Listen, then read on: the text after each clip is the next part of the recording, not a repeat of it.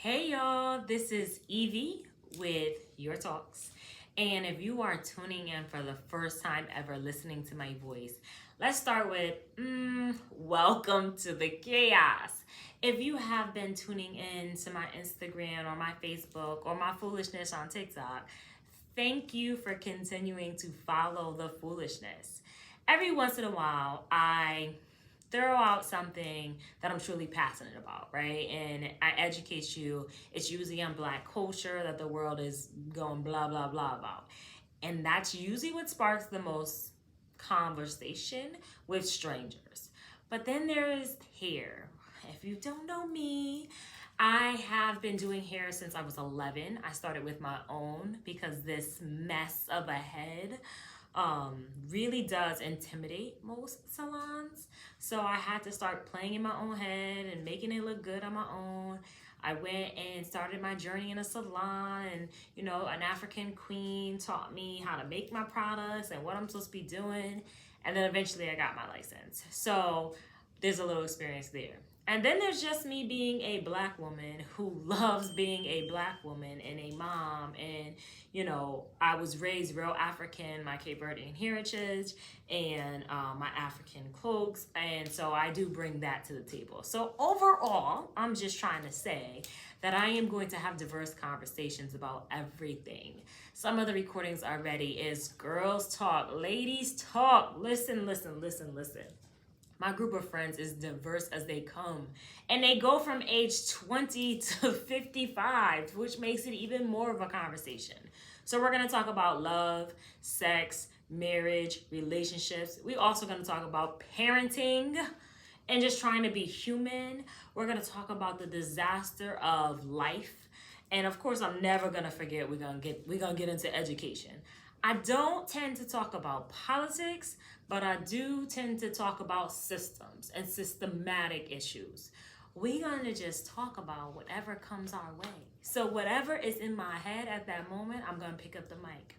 So for this first time you visiting me, I was trying to think of what do I want to talk about? What do I want to bring to the table today? So today we're going to talk about being a Black woman, dominating the world as a Black woman while trying to hold on to her soft, genuine nature. I've never really been quote unquote girly, right? I love my heels, I love my lipsticks, but my heels gotta be comfortable, right? I'm a big fan of Jessica Simpson because she made them shoes for walking. My lips are mostly stains because I need them to stay all day or at least all my work day because reapplying ain't it. I do love being cute, right? But mostly with pants on. Just saying. So it's hard for me not to come across as hard or rough when I don't fit the picture of diva, even though I feel like one. I have a leadership soul. And what that means is when I'm at work, even if I'm not the leader in the room, somehow I become the leader in the room. When I am around my group of friends, all of them are beautiful and dominant and strong. And yet somehow I'm hosting a lot of stuff or leading a lot of stuff. I try really, really hard to sit back, relax, and enjoy life. And it just doesn't really happen much that way. I think a part of it really is being raised as this strong Black woman, right? I was raised by a single mom, my grandmother, which adds an extra layer to it, right? Because when you're raised by your single mom, she teaches you some things like how to get it done. When you're raised by your grandmother, she tends to have that motto of I could do any damn thing by myself and pushes that to you because now not only has she done it with her kids, she done turned around and did it with her grandkids. And that's not always the best motto because that sometimes makes you toxically dominant. And what I mean by that is at some point, I got to the place where I didn't ask for help. I got to the place where I didn't want help. And that is a strong struggle. That is a place where I'm like, I don't understand how I'm supposed to shift and ask for help. I don't understand how I'm supposed to allow others to be someone I can depend on. It's really, really hard. And I know some of you women can relate, right? It's not just a Black woman thing, I get that. But somewhere in the world, we have to prove that we are stronger, better, and greater. Not because we are, but because if we act average, we get judged so much harder, right? It's so rough. It's so rough. I'm not going to pretend I don't have that privilege that being educated gives me, right? Because then I become one of the good ones and I fit in these categories. But as soon as I let my hair go, they're reminded. And then it's ooh, ah, right? They respect the fact that I'm smart until I'm in the room proving them wrong. And then it's, well, you didn't have to say it like that. Well, I mean, I didn't mean it like that. So it's a really hard boundary. And I don't really know how I'm supposed to operate sometimes. I don't really know how I'm supposed to navigate this space of I'm a strong Black woman who wants to reach her greatest heights, who wants to do all the things she was put on this earth and designed to do, and not have to worry about offending you every time I speak, right? If I go to work and I say, fuck that shit, you already know, right? I might not have a job because somebody is going to be highly offended. But they not as offended if that white man said that, right? It's when I started the job I have now, it was really interesting how people threw the word out intimidating, how I intimidated them. They don't really understand how. They can't really explain it, but it's just different. I never had a boss like you. And let's just we can break that down as far as we want. And this is not the only space. Every space I've ever been in with any kind of leadership, that power that exerts from how I've been raised and how society has built me up comes out. And now I'm all of a sudden intimidating or angry when I'm passionate, right? When I'm fighting for children, because that's what I do mostly every day for the last 11 years. Then I'm angry, right? It's a hard space. I know there are tons of women who feel me. I do. And women, we are the battlefield that can't be changed. So I would be cheating you if I didn't jump in on this conversation about the mermaid. I told myself I was not going to focus too much of my podcast on the garbage of media that happens. But since we're talking about strong Black women, I would be remiss if I didn't talk about Holly. And how freaking awesome she is, right? She's a beautiful brown woman with locks. How does that intimidate you so bad that the whole US is in this uproar about the Little Mermaid? Right? It's the same people talking about how they want equity and inclusion, but just don't touch their whiteness, right? Little Mermaid was made in a time where whiteness was everything. All your movies, all your characters, all your queens, all your beauties were white. So when they're doing these live actions and these remakes and they're adding that color that is natural, normal, in the world, how does it offend you so much?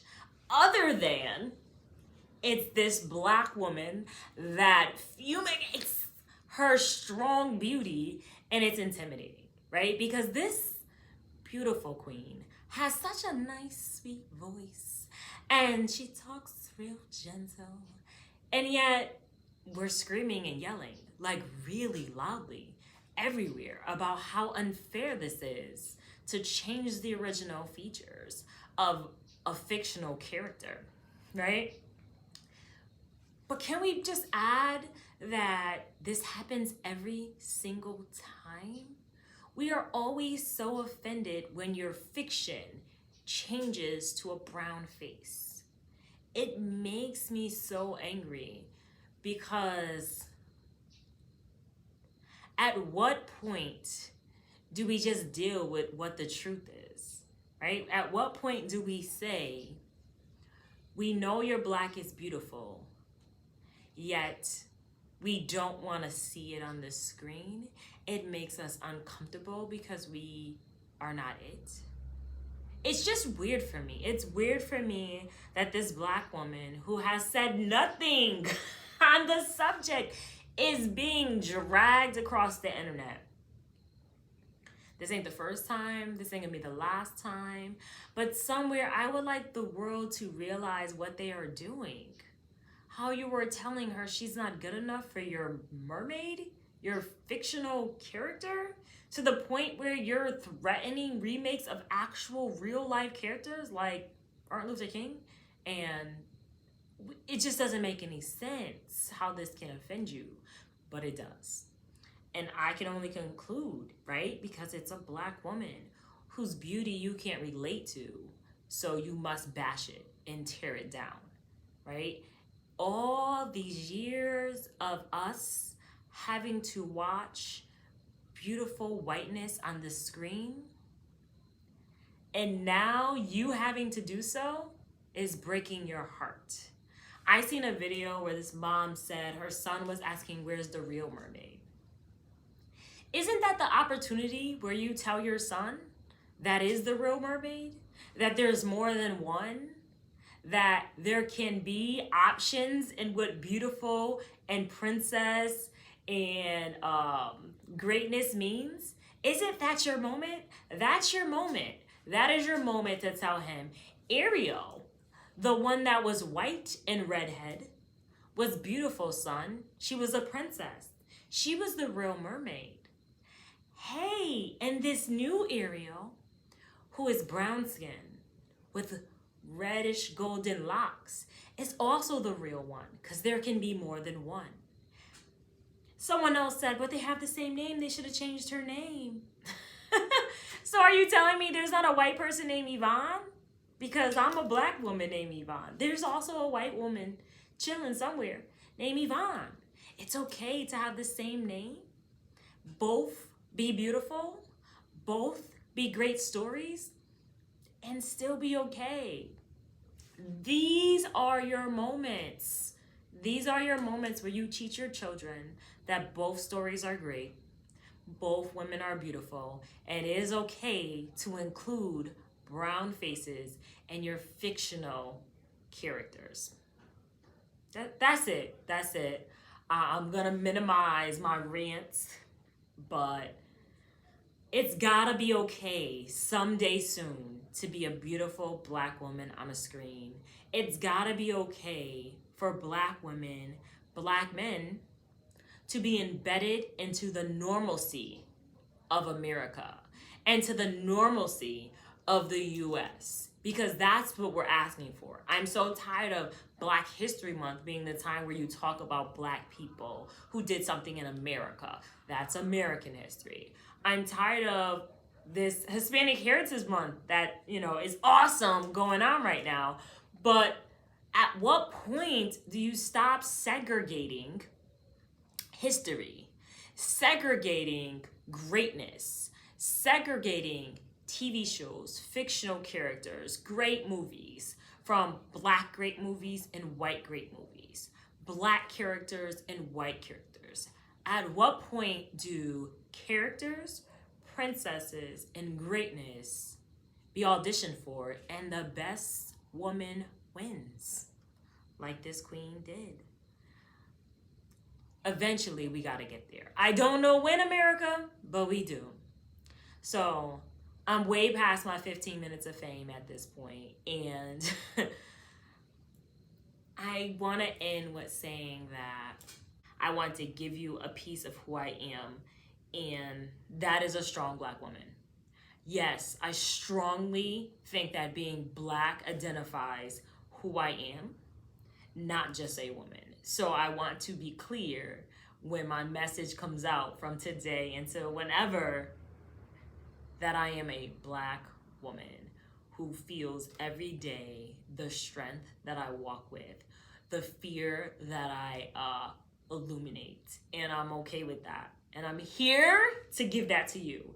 So thank you for being with me. I appreciate your time and attention. And let's kick some shit. Rock the sounds. And y'all gonna go out now with my son's sun sound. That's him on the drums. So thanks for joining me.